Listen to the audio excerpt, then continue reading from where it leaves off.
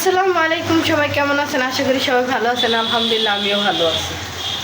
তো এই 20-22 দিন আমি বাড়িতে ছিলাম, একটা প্লেট ধুয়ে আমি ভাত খেয়ে নেই। আর কালকে রাত্রে 2টা বাজে এসে পৌঁছাইছি। সকালে উঠাই ঘর দোয়ার সব কিছু ঝাড় মোছা করলাম, কইরাই এখন দুপুরবেলা আসলাম রান্না করতে। তো এইখানে হইলো আলু দিয়া পাঙ্গাস মাছ দিয়া, জাতীয় মাছ আমাদের গরিবের জন্য পাঙ্গাস মাছ। আর এইখানে হইলো মা সবজি দিয়া পাঠাইছিল, সেই সবজি দিয়ে আলু দিয়া ভাজি করতেছি। তো আসলে এই কটা দিন মার বাড়িতে ছিলাম, আমার এতটা ভালো লাগছে, কারণ হইলো আমি খুব শান্তিতে ছিলাম। একটা কাজ করতে হইতো না, একটু কিচ্ছু করতে হইতো না। আমি গোসল করে আসা মাত্রই আমার মা বা আমার ছোটো বোন ওগুলা কাপড় চোপড় ধুইয়া দিত।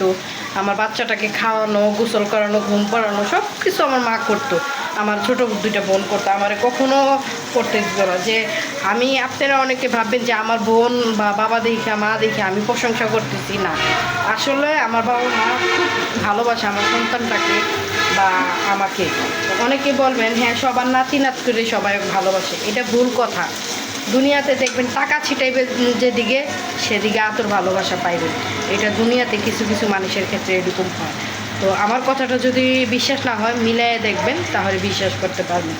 সবার ক্ষেত্রে এক না, ওই যে বলে না হাতের পাঁচ আঙ্গুল এক সমান না, এটা বাস্তব। তো সবাই আমার ভিডিওগুলোতে অনেক সাপোর্ট করেন, অনেক ভালোবাসা দেন, সেই ক্ষেত্রে আমি অনেক কৃতজ্ঞ জানাই আপনাদেরকে। তো সবাই ভালো থাকবেন, সুস্থ থাকবেন, আর আমাদের ব্লগ ভিডিওটা দেখবেন। তো আমি সবসময় একটা ভরসা রাখি, আল্লাহ পাক আমাকে যদি চায় তাহলে আমাকে একদিন না একদিন সফলতা করবে, হোক আজকে বা কালকে। কিন্তু ধৈর্য ধরলে সব কিছু হয়।